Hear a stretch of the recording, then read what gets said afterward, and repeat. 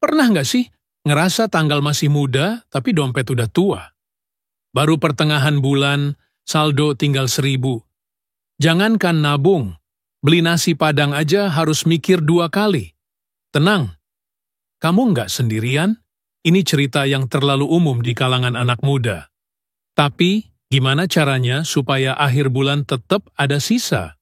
Di video ini, kita akan bahas cara nyusun budget harian dengan cara yang simple, masuk akal, dan nggak bikin kamu sengsara tiap tanggal 25. Gua kenalin dulu sama karakter fiktif kita hari ini. Namanya Mulyono. Anak kos semester akhir, freelance design, penghasilan 2 juta sebulan. Awal bulan dapat transfer, senyum lebar. Tapi minggu kedua udah mulai pinjem ke grup WA keluarga. Masalah Mulyono bukan karena gaji kecil, tapi karena nggak pernah bikin rencana. Semua dibeli sesuai mood. Kopi tiap hari. Makan GoFood. Scroll TikTok, lihat barang lucu, langsung check out. Uang habis bukan karena kurang, tapi karena nggak diarahkan. Mulyono mulai berubah saat dia sadar satu hal penting.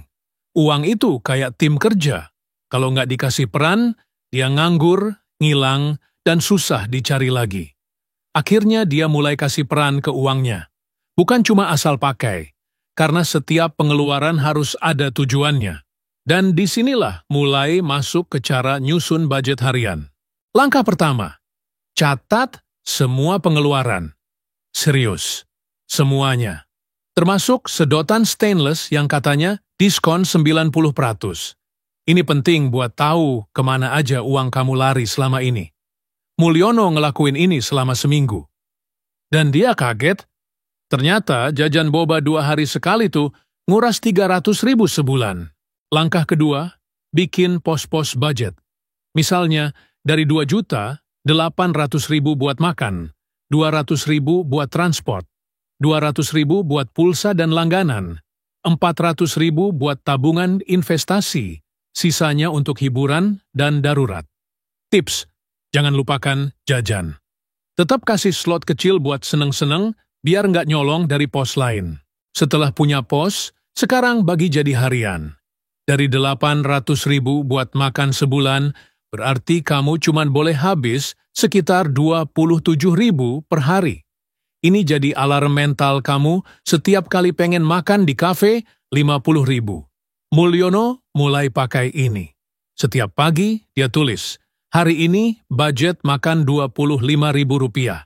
Kalau bisa hemat, sisa harian bisa disimpan buat akhir pekan. Nggak usah ribet.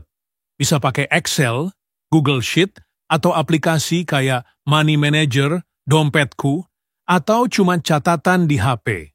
Atau metode lama, amplop. Uang dijatah mingguan, dimasukin ke amplop, dan nggak boleh lebih.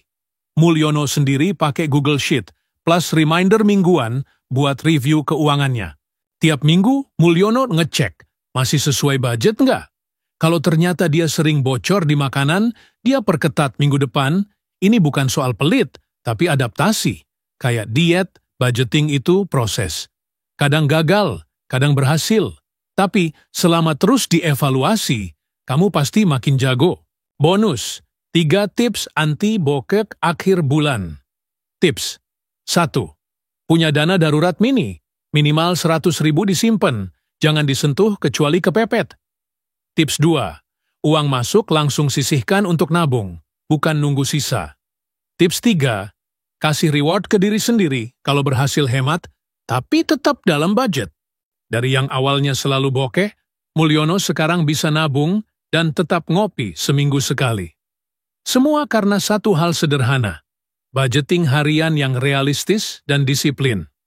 Kalau Mulyono bisa, kamu juga bisa.